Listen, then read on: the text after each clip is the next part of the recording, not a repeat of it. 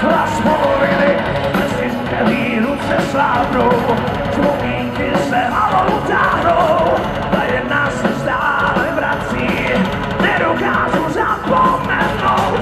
Jednou večer ke mně přišel Mirek, než ho doprovázel, prej soubojice poznal, komu sála, komu svízel.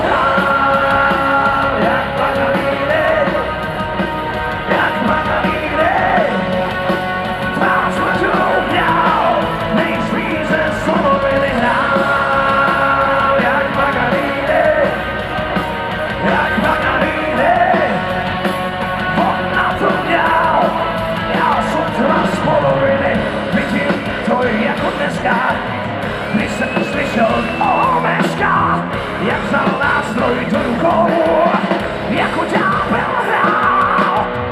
Nejradši bych upřál duši, moc odřevit, co se sluší.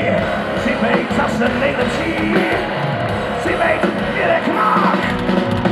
Zkoušel na mě samý kliky, místo očí vykřičí.